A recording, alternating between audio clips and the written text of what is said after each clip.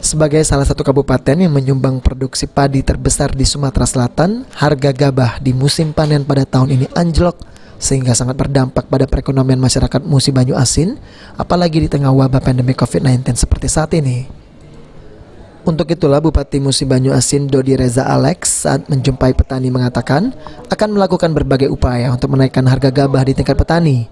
Dirinya juga mengatakan akan melakukan koordinasi kepada pihak terkait agar serapan gabah di tingkat petani dapat maksimal sehingga harganya tidak terus-menerus anjlok seperti saat ini.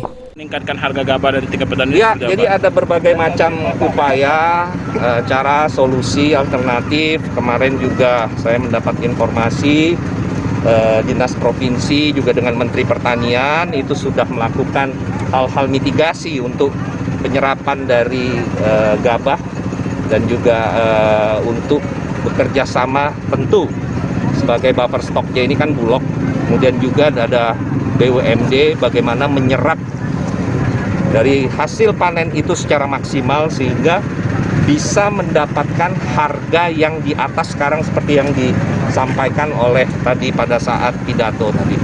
Jadi harganya bisa lebih bagus, lebih baik. Dan ini menjadi tugas semua. Jadi berarti kita juga memikirkan bagaimana bukan hanya jumlah produktivitasnya, tapi juga harganya juga menentukan sehingga para petani mendapatkan kesejahteraan yang mereka cita-citakan. Sejauh ini harga gabah kering panen di tingkat petani hanya kisaran Rp3.200 hingga Rp3.500, jauh dari harga patokan pemerintah sebesar Rp4.200 per kilogram.